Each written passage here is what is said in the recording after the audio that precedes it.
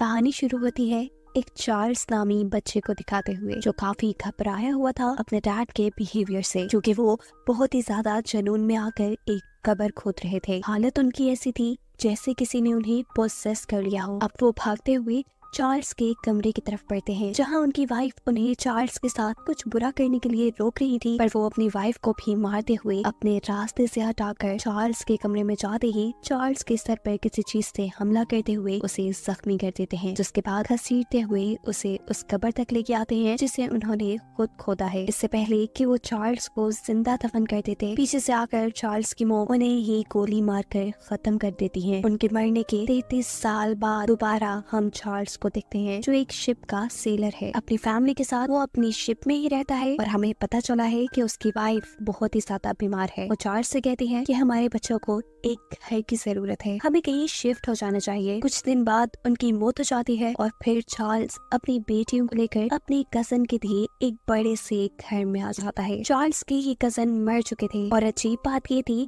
कि चार्ल्स के इस इलाके में आने से इलाके के लोग काफी परेशान नजर आ रहे थे, और वजह थी उनकी फैमिली हिस्ट्री। उसकी पूरी फैमिली को वर्म फोबिया था, जिसमें बेवजह उन्हें ये एहसास होता था कि उन लोगों को वर्म यानी कीड़े खा रहे हैं। मसला सिर्फ यही नहीं था, उनकी फैमिली में जो लोग काम करते थे वो लोग भी अजीब किस्म की एलर्जी से मरने लगे। ये एलर्जी इलाके के बाकी लोगों में भी फैली थी, और यही वजह थी कि इस इलाके के लोग चार्ल्स के कजन के मरने पे खुश थे। और जब उन्हें ये बात मालूम हुई कि अभी उनकी फैमिली का एक और इंसान यानी चार्ल्स जिंदा है, तो इलाके वाले दोबारा खौफ में आ गए। दिखाया जाता है कि चार्ल्स को हर रात ये महसूस होता है कि उसकी आसपास वर्म्स यानी कीड़े फिर रहे हैं, और रात में उसे चूहों के भागने की भी आवाज सुनाई देती है, जिन्हें पकड़ने के लिए वो कुछ एक्सपर्ट्स को भी बुलाता है, लेकिन उसके घर में कोई चूहे नहीं थे। साफ जाहिर था कि चार्ल्स को भी उसकी फैमिली की तरह वर्म फोबिया था। अगले दिन वो अपने बच्चों को टाउन में घुमाने के लिए लेकर जाता है, जहाँ कोई भी उनके पास नहीं आता। यहीं पर उन्हें एक बच्ची दिखाई देती है जो बहुत बीमार थी, और टाउन वाले इसकी बीमारी का रीजन चार्ल्स की फैमिली को कह रहे थे। अगले दिन उनके घर में एक लेडी एक हाउसमेट का काम लेने आती है। हैरानी की बात थी, जब कोई इनके घर नहीं आना चाहता था, इन्हें देखना नहीं पसंद कर रहा था, ऐसे में खुद किसी का चार्ल्स के घर आना। असल में वो एक राइटर थी, उसने चैपलवेट नामी चार्ल्स के इस घर और चार्ल्स की फैमिली के बारे में बहुत सी कहानियां सुन रखी थी, और वो अब इनके अंदर रहकर उन कहानियों की हकीकत जानकर खुद अपनी एक स्टोरी लिखना चाहती थी। कुछ दिन गुजरने के बाद चार्ल्स अपनी बेटियों को चर्च लेकर जाता है। यहाँ पर भी कोई उन्हें चर्च के अंदर नहीं आने देता, यहाँ तक कि इस टाउन के सभी लोग मिलकर एक आदमी को चार्ल्स के खिलाफ भड़का देते हैं, जिसकी बेटी बीमार थी और उसकी वजह चार्ल्स की फैमिली को समझा जा रहा था। वो इन सब की बातों में आकर अपनी बेटी को बीमार करने का बदला रात में चैपलवेट हाउस यानी चार्ल्स के घर को जला कर लेने का फैसला करता है। वो घर के इर्द गिर्द पेट्रोल फेंक देता है, और जब वो घर को आग लगाने ही वाला था, तभी अचानक कोई पीछे से आकर उसे आग लगाने से बचा लेता है, और उसी के ऊपर उसी का पेट्रोल छिड़क कर उसी को जलाकर मार देता है। सीन कट होकर अब हमें एक लड़की को दिखाया जाता है जिसके पास एक एबनॉर्मल बच्चा पैदा हुआ था। उस बच्चे के हाथ पाँव नहीं थे। खैर यही चार्ल्स अपनी बेटी को लेकर एक डॉक्टर के पास आया है, क्योंकि उसकी बेटी सही तरह से चल नहीं सकती। उसकी बीमारी का इलाज यहाँ के किसी डॉक्टर के पास नहीं था, और अपनी इसी कमजोरी की वजह से वो किसी से मिलती जुलती नहीं थी। चार्ल्स अपने बच्चों को स्कूल लेके गया है। स्कूल में टीचर उसके बच्चों का एडमिशन तो कर लेती है, लेकिन दिखाया जाता है कि स्कूल के बच्चे चार्ल्स के बच्चों के साथ अच्छा बिहेव नहीं रख रहे। ये चीजें चार्ल्स को भी डिस्टर्ब कर रही थी। वो इन चीजों का सोल्यूशन चाहता था, इसलिए वो शहर के मिनिस्टर से जाकर कहता है, मैं जानता हूँ कि मेरी फैमिली की रेपुटेशन बहुत ज्यादा खराब है, सभी लोग हमारी फैमिली से डरते हैं, और मैं इन लोगों की गलत फहमियों को दूर करना चाहता हूँ। मुझे एक मौका दे, मेरे पास बहुत अच्छे बिजनेस आइडियाज हैं और पैसा भी है। हमको शहर में ऐसा बिजनेस कर सकते हैं जिससे लोगों को जॉब्स मिले और लोगों का फायदा हो। मिनिस्टर जवाब में उसे कहते हैं, ठीक है, प्रॉब्लम नहीं है, मैं तुम्हारी शहर वालों के साथ एक मीटिंग करवा देता हूँ, जिस मीटिंग में चार्ल्स की बातों पे कोई ज्यादा ध्यान नहीं देता।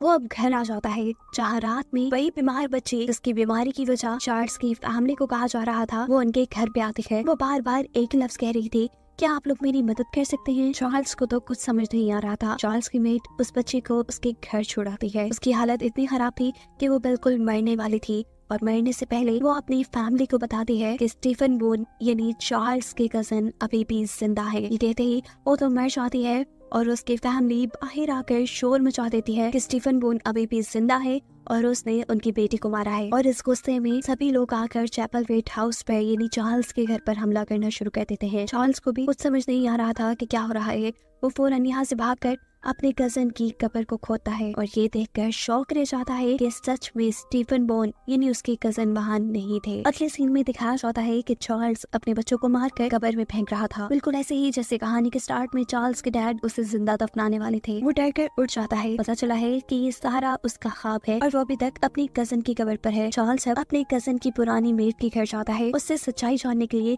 क्या सच में उसका कजन मरा भी था या नहीं। तब मेट बता रही है कि स्टीफन बोन ने यानी चार्ल्स के कजन ने उसकी आंखों के सामने अपनी जान दी थी, अपने आप को फांसी देकर। वजह थी उसकी बेटी जो सीढ़ियों से गिरकर मर गई थी और ये गम स्टीफन बर्दाश्त नहीं कर सका। जिसके बाद स्टीफन के डैड यानी चार्ल्स के अंकल ने भी समुद्र में कूदकर अपनी जान खुद दे दी। अगर ये सारी कहानी सच थी तो आखिर स्टीफन की बॉडी गई कहाँ? चार्ल्स के ये सवाल करते ही वो औरत घबरा जाती है और उसे अपने घर से जाने को कह देती है। दूसरी तरफ मिनिस्टर को दिखाया जाता है जो अपने बच्चों की कब्र पे बैठा है। इसी टाइम पर उसकी वाइफ के डैड उसे आकर चार्ल्स के खिलाफ भड़काने लग जाते हैं, क्योंकि उन्हें भी लगता था कि मिनिस्टर के बच्चों के मरने के पीछे बोन फैमिली का ही हाथ है। वो मिनिस्टर से कहते हैं तुम्हारे पास पावर है, तुम उसे इस शहर से निकाल सकते हो। लेकिन मिनिस्टर एक अच्छा इंसान था, वो फजूल में किसी भी इंसान को अपने घर से नहीं निकालना चाहता था। यहाँ रात में चार्ल्स के घर कुछ नकाबपोश लोग हमला कर देते हैं। वो चार्ल्स के घर पर पत्थर मार रहे थे, जिस हमले से चार्ल्स अपने बच्चों को तो बचा लेता है पर खुद वो जख्मी हो चुका था। हमला करने वालों की आवाजें उसकी फैक्ट्री के एम्प्लॉयज से मिलती थी, इसलिए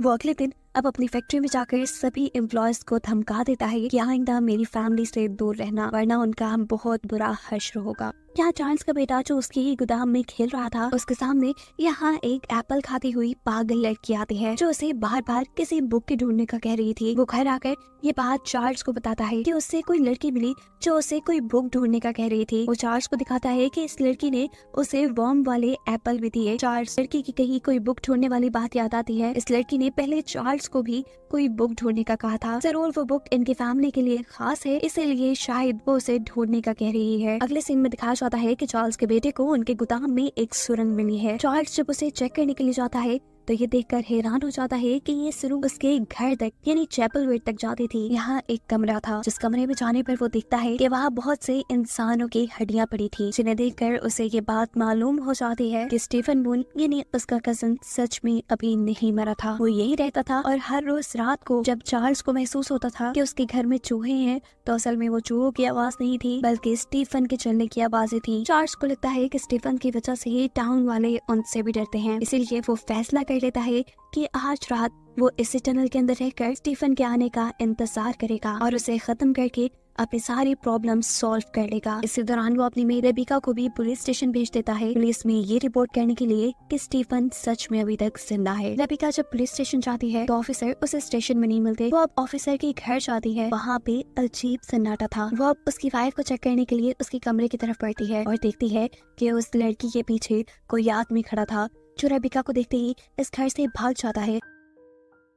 रेबिका उसका पीछा करती है और देखने पर पता चलता है कि ये आदमी भी कोई और नहीं बल्कि स्टीफन के फादर हैं, जिनके बारे में हमें पता चला था कि उन्होंने समुद्र में कूद के अपनी जान दी थी। ये स्टीफन और स्टीफन के डैड दोनों ही जिंदा हैं और इसी टाउन में हैं। चार्ल्स जो कि अभी तक सुरंग में स्टीफन का वेट कर रहा था, स्टीफन आज सुरंग में आता ही नहीं। वो आता है घर के अंदर चार्ल्स की बेटी के पास, जो अपने माजूर होने की वजह से हमेशा अजीब ही मूड में रहती थी। स्टीफन उसे मैनिपुलेट करना शुरू करता है और कहता है कि मैं तुम्हारी इस बीमारी से जान छुड़वा सकता हूँ, इसके लिए बस तुम्हें मेरी बातें मानना होंगी। स्टीफन की ये सारी बातें सुरंग में चार्ल्स को भी सुनाई दे रही थी। वो इन आवाजों को पीछा करते हुए जल्दी से उसके सामने आ जाता है और उसके ऊपर गन तान देता है। यहाँ वो देखता है कि स्टीफन का चेहरा बिल्कुल भी इंसानों जैसा नहीं लग रहा। उसकी आंखें बाहर को निकली हुई हैं, साथ ही उसके दो बड़े बड़े वैम्पायर जैसे दांत भी हैं। इससे पहले कि चार्ल्स उसके ऊपर गोली चलाता, स्टीफन खिड़की के जरिए वहाँ से भाग जाता है, ये कहते हुए कि फाइंड द बुक। चार्ल्स आगे बढ़कर इस वक्त उसके ऊपर गोली भी चलाता है,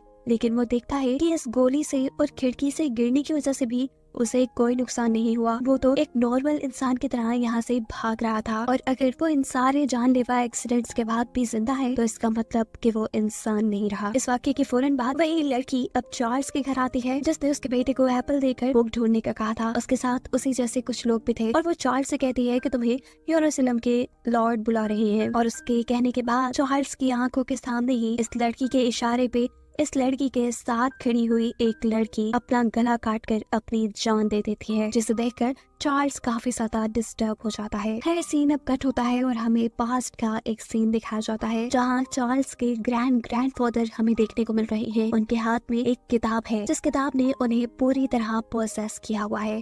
इसी वजह से उनके नाक मुंह से खून भी निकल रहा था और वो यहाँ खड़े 2 लोगों को मार भी चुके थे। उनकी वाइफ ये खून खराबा रोकने के लिए पुलिस को यहाँ लेकर आते हैं और अपने हस्बैंड को ही मरवा देती है। ये वही बुक है जिससे सब लोग चार्ल्स को ढूंढने के लिए कह रहे हैं। अगले सीन में दिखाया जाता है कि चार्ल्स अपने बच्चों को रेबेका के घर छोड़ चुका था और खुद वो एक आदमी के साथ यरूशलेम के लिए निकल जाता है, जहाँ याकूत नामी किसी लॉर्ड ने उसे बुलाया था। यरूशलेम जाने पर चार्ल्स देखता है कि यहाँ पर बहुत से याकूत के फॉलोअर्स हैं जो सबके सब पागलों जैसी हरकतें कर रही है। इसके बाद वो लड़की जो याकूत का पैगाम उस तक लेकर आई थी वो उसे याकूत के पास लेकर जाती है। ये जगह जहाँ याकूत रहता था सच में बहुत डरावनी थी। हर तरफ अंधेरा फैला हुआ था, हल्की हल्की रोशनी और साइड पर लटके हुए 2 जख्मी इंसान जिनके जिस्म से निकलने वाले खून को जमा किया जा रहा था। थोड़ा आगे बढ़ने पे फाइनली चार्ल्स को याकूत दिख जाता है जो कि कोई इंसान नहीं था बल्कि एक वैम्पायर था। वो चार्ल्स को अब उसकी फैमिली हिस्ट्री बताता है और कहता है कि तुम लोगों को हमेशा से वर्म फोबिया नहीं था। याकूत बताता है कि चार्ल्स के ग्रैंडफादर ने द बुक ऑफ वर्म नामी एक किताब पर खून से अपना नाम लिख दिया था। ये किताब कोई आम किताब नहीं थी, ये किताब अंधेरी दुनिया के गॉड तक जाने की एक चाबी थी। याकूत असल में इस किताब को पाकर इस दुनिया को अंधेरे में डुबाना चाहता था क्योंकि वैम्पायर्स अंधेरे में ही जिंदा रहते हैं, लेकिन फिर ये किताब बोन फैमिली ने गुम कर दी। याकूत बताता है क्योंकि उस किताब पर तुम्हारे ग्रैंडपा ने अपने खून से नाम लिखा था, इसीलिए वो किताब तुम्हारी फैमिली के लोगों को बुलाती है। मैंने उस किताब को पाने के लिए तुम्हारे कजन और तुम्हारे अंकल दोनों को ही मरने के बाद वैम्पायर बनाकर जिंदा किया ताकि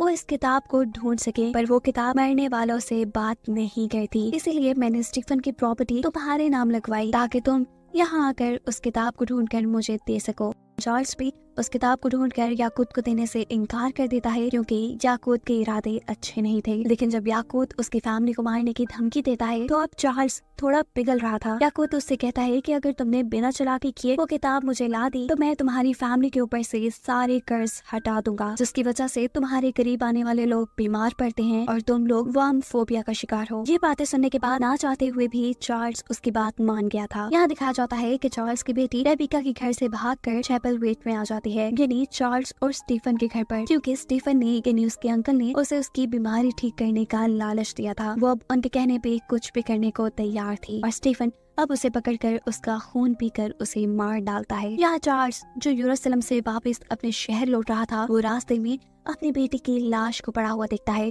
जिसे देखकर वो पूरी तरह टूट चुका था। सीन कट होकर हमें पास्ट का एक सीन दिखाया जाता है जहां हम स्टीफन की बेटी को देख रहे हैं। पता चला है कि स्टीफन की बेटी की मौत उसके और उसके डैड की वजह से ही हुई थी। असल में उन दोनों को जब याकूत ने वैम्पायर बनाया और बुक ऑफ वर्म को ढूंढने के लिए भेजा तो उस वक्त ये बुक स्टीफन की बेटी ने कहीं छुपा दी थी और अब स्टीफन और उसके डैड मिलकर अपनी ही बेटी को टॉर्चर करने लगे थे ताकि वो उस बुक के बारे में बता दे। इन दोनों से डरते हुए वो घर में क्रॉस लेकर फिर रही थी और अचानक सीढ़ियों के पास आने पर उसका पाँव स्लिप हो जाता है, जिसके बाद गिरने की वजह से वो मर जाते हैं। सीन दोबारा प्रेजेंट में शिफ्ट होते हैं जहाँ चार्ल्स अपनी बेटी की डेड बॉडी को घर ले आया है। चार्ल्स अपनी बेटी की मौत से बहुत दुखी था, लेकिन फिर वो हिम्मत रखते हुए अपनी बेटी की बॉडी को समुद्र में बहाने के लिए ले जाता है। यहीं पर हम रेबेका को भी देखते हैं जिसके ऊपर चार्ल्स की बेटी को संभालने की जिम्मेदारी थी, वो ये पूरी नहीं कर सकी और इसी वजह से वो बहुत ज्यादा शर्मिंदा थी। वो अब चार्ल्स और उसके बच्चों से माफी मांगती है, जिसके जवाब में चार्ल्स रेबेका से कहता है तुम्हें माफी मांगने की जरूरत नहीं, मैं जानता हूँ मेरी बेटी को स्टीफन ने मारा है। असल में स्टीफन और स्टीफन के डैड दोनों ही वैम्पायर बन चुके हैं और ये काम याकूत का है। ये बातें जानकर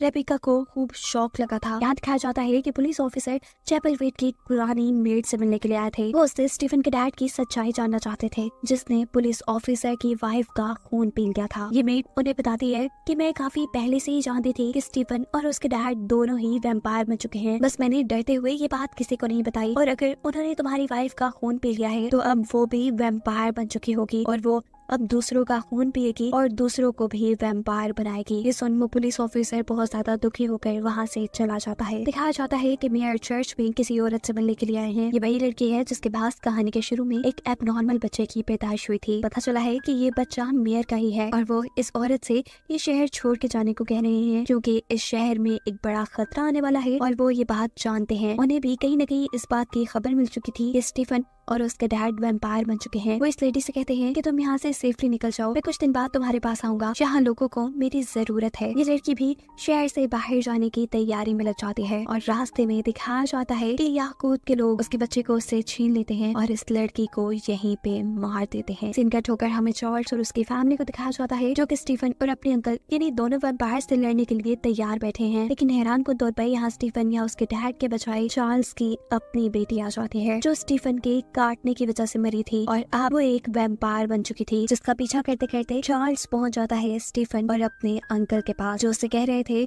कि तुम उस बुक को ढूंढो और बुक को ढूंढने के बाद वो बुक तुम हमारे हवाले कर देना। अगर वो बुक तुमने हमें दे दी तो हम अपनी पूरी फैमिली को बचा लेंगे, लेकिन अगर तुमने वो बुक याकूत को दे दी तो वो तुम्हें मार डालेगा। सीन कट होकर अगले सीन में हमें दिखाया जाता है कि चार्ल्स के वीएन में हमेशा एक किताब और एक कब्र आती है। ये कब्र तब भी उसके वीएन्स में आया करती थी जब वो इस शहर में भी नहीं आया था। वो अब कुछ सोचते हुए उस कब्र को जाकर खोदता है तो फाइनली उसे वहाँ वो किताब मिल जाती है जिसके पीछे याकूत और सभी लोग पड़े हैं। इस किताब को उठाते ही चार्ल्स को एक विजन आता है जिसमें वो देखता है कि पूरे आसमान के साथ साथ सूरज भी लाल हो चुका है और यही याकूत बहुत सारे इंसानों की लाशों के ऊपर चल रहा था। इस विजन को देखने के बाद चार्ल्स समझ चुका था कि अगर उसने ये बुक याकूत को दे दी तो वो सारी दुनिया को खत्म कर देगा। वो इस बुक को किसी को भी ना देने का डिसाइड करता है और जैसे ही इस कब्रिस्तान से जा रहा होता है तो उसके सामने उसकी बेटी स्टीफन और उसके डैड आ जाते हैं। ये लोग खुद कब्रिस्तान के अंदर इसलिए नहीं आ सकते क्योंकि अंदर बहुत से क्रॉस लगे हैं जिनसे ये वैम्पायर्स डरते हैं। स्टीफन चार्ल्स से कहता है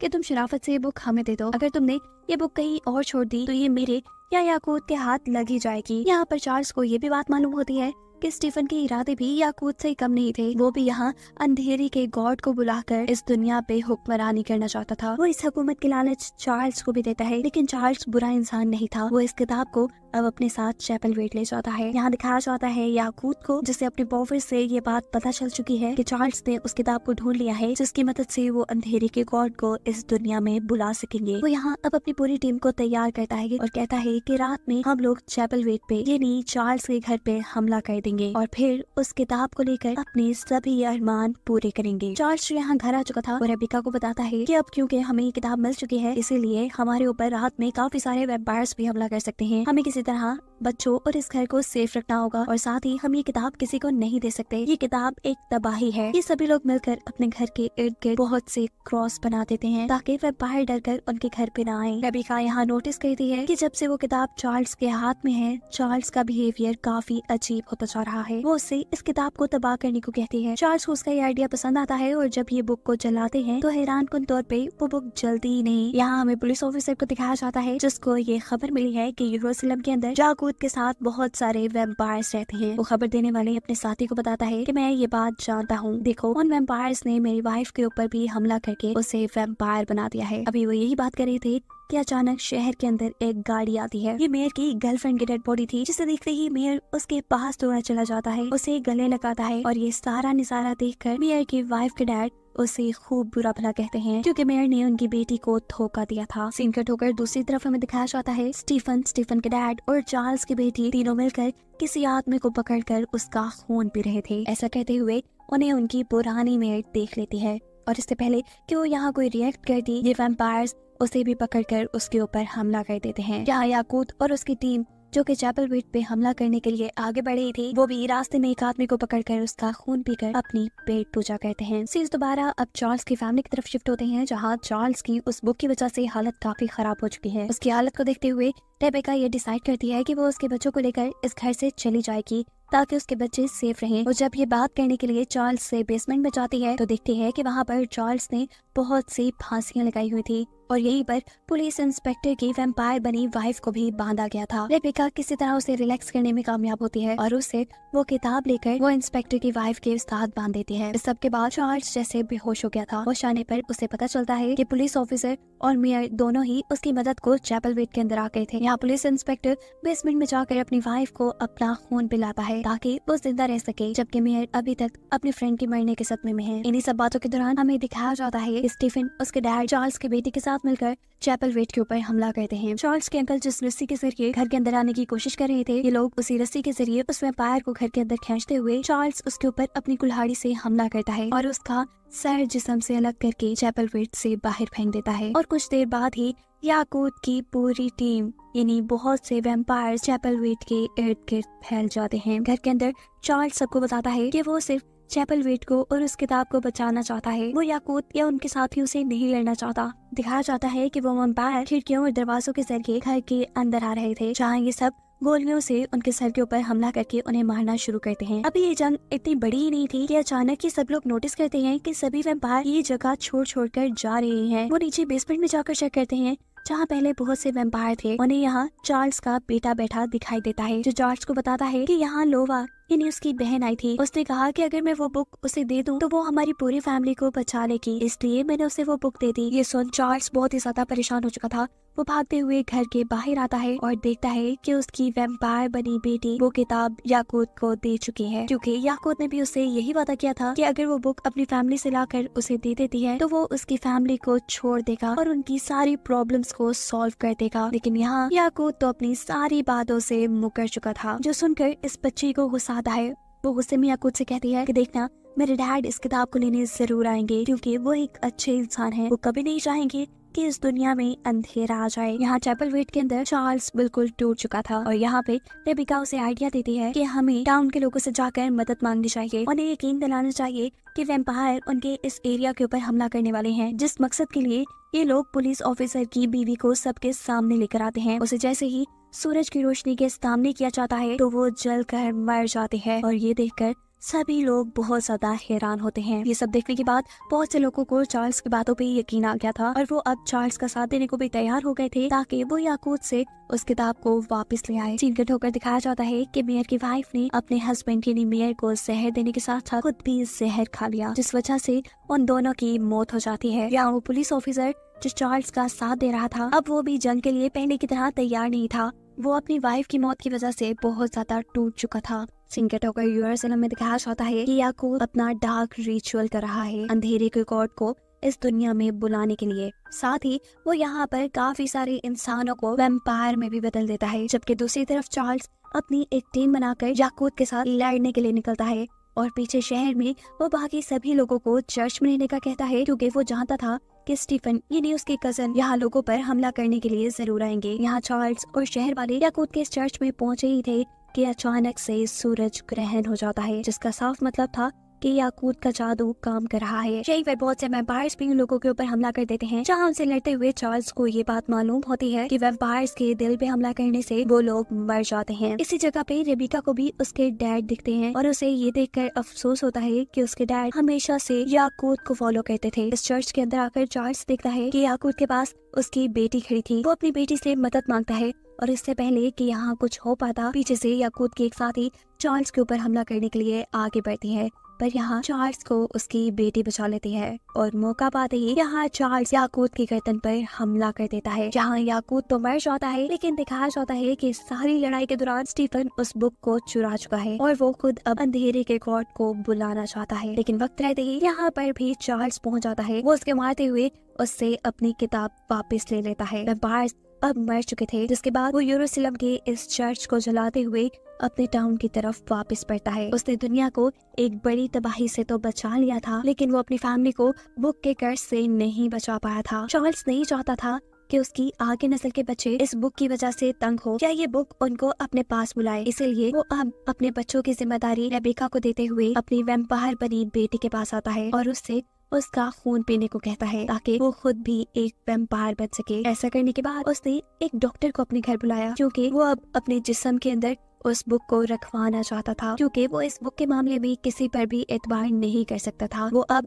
इस बुक का पर्सनल कीपर बन चुका था। जिसके बाद चार्ल्स अपनी ही कब्र खोदकर उसके ऊपर अपने नाम की स्लेब लगा देता है। इसका मतलब था कि चार्ल्स अब इंसानों के लिए मर चुका है। वो एक वैम्पायर बन चुका था। वो अब अपनी फैमिली को गुड बाय कहते हुए एक बोट से समुद्र के अंदर चला जाता है। वो हमेशा से एक सेलर ही रहा था। समुद्र में रहना उसके लिए मुश्किल नहीं था और उसे यहाँ से जाता दिखाते हुए ये सीजन यहीं पर खत्म हो जाता है।